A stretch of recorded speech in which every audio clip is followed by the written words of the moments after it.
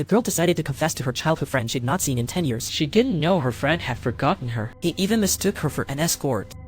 The girl's eyes were filled with sadness and pain. She never thought that in just 10 years, he had completely forgotten about her. Maybe it was fate's arrangement all along. That day, and he worked part-time at the market. Jai Kyung happened to come here to shop. The moment Jai Kyung saw it, and he showed a look of disdain. He took out his bank card, ready to pay and leave.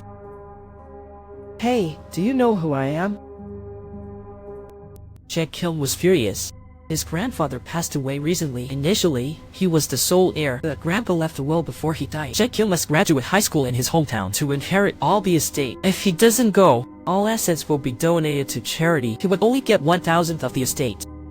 Jai Kyung could only take the bus back home. Using the address grandpa left, he found a dilapidated farmhouse. Inside, there were many photos of him and his grandfather. The cupboard was filled with many children's toys. Yet none of this sparked the slightest interest in Jai Kyung. He just wanted to leave this remote place quickly and quickly head back to claim grandpa's wealth. The next day, when Jai Kyung entered the new classroom, he found and he was in the same class. A glint of surprise flashed in his eyes. He then walked straight to his seat. At that moment, Jai Kyung noticed a tall guy in class. A bold idea suddenly flashed through his mind. What if he got expelled from school? Wouldn't that be within the will's terms? So he directly challenged the tall guy. Come out and fight me one-on-one. After they reached the rooftop, without a word, Jai Kyung threw the first punch. He thought this would escalate. He figured he'd be expelled too. Instead, they prepared a whole feast for Jai Kyung. You need to eat well to grow strong. When your wounds heal, your thoughts mature too. Listening to Ming Cho, don't think about getting revenge. If you do, I will kill you. Got it? Understood. They will. On the way back, they packed kimchi for Jai Kyung. They also prepared a flashlight for him, but Jai Kyung hadn't gone far when he got scared by the pitch-black country road. Suddenly, a bright light hit his face, and he slowly stepped out from behind him, and he knew Jai Kyung feared the dark. So she had been waiting for him here, though Jai Kyung wouldn't say it. His body, however, honestly followed. The two walked along the path one after the other. The air was filled with the romantic scent. Since the fight didn't yield results, Shay thought of bribing the principal with money. The principal took his money, but also gave him a stern scolding. He said as long as he is in school, Shay couldn't take any shortcuts to graduate early. Disappointed, Shay could only leave. Why has your grandson become so rebellious? It's your fault for leaving early. After several failed plans, Shay didn't know what to do. He called his old friends for help.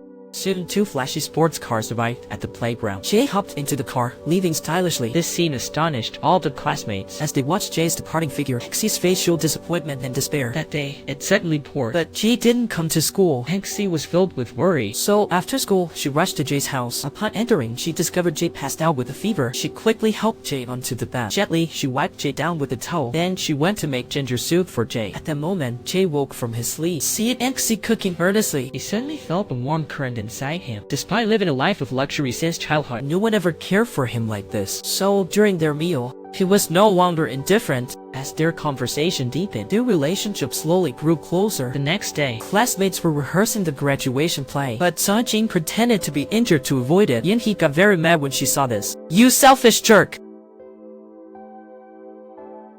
As Yun-hee turned to leave, she felt a sudden sharp pain in her chest and she collapsed to the ground. Jing thought she was pretending until he saw Yun-hee laying still. Realizing something was wrong, he rushed to the hospital with Yun-hee. When Yun-hee woke from her coma, her dad and doctor urged her to stay for care. Her illness was in the late stage already. She could lose her life outside at any time, but Yun-hee refused to stay no matter what. She acted as if she didn't care, but when she was alone in the ward, her face was full of sadness. just let me live until the first snowfall. I've already colored my nails with flower juice. But Jing was unaware of any of this. He thought that he was just exhausted and anemic. As he passed by an old lady's stall, he saw a pair of white socks. So he bought them for Aunt He. Then he texted Aunt He, but he clearly wanted to show concern. Wake up and get out! And just then, he heard Aunt He's voice behind him. Jai Kyung asked her since she was discharged why she hadn't sent herself a message. Then he urged Aunt He to quit her job at the gas station. Don't live so hard every day. Though his tone was still rather harsh, his words were laced with concern for Aunt He, and he didn't say a word. But her eyes were filled with affection. Jai Kyung felt a bit shy under her gaze. He quickly tossed the socks he bought to Aunt He. So pretty! Don't get it wrong. Not made up. Looks good. You should thank me. You'll quit your job, right? I don't know, it depends.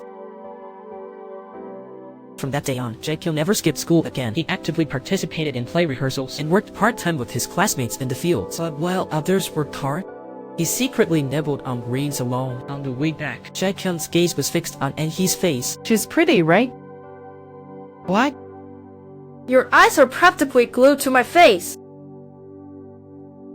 And look at you not because you're pretty, but because your hair smells terrible. It's making it hard for me to breathe. Although Jai Kyung kept trying to hide it, His expression betrayed him long ago. One day, Jai Kyung got a call from the hospital, and his condition worsened. She fainted again. Only then did Jai Kyung learn, and he had heart issues. She was in life-threatening danger. When Enhee woke up again, she saw Jai Kyung in a town. What are you here for? I'm here to keep you company. Do you know what illness I have? Anemia. So you need to eat more from now on. In the following days, Jai Kyung stayed at the hospital with Enhee. Although Enhee didn't say much, her lips curled into a happy smile. Jai Kyung begged the doctor for Enhee, he was willing to pay any price. but the doctor said it was too late. How can that be? And he is only 19.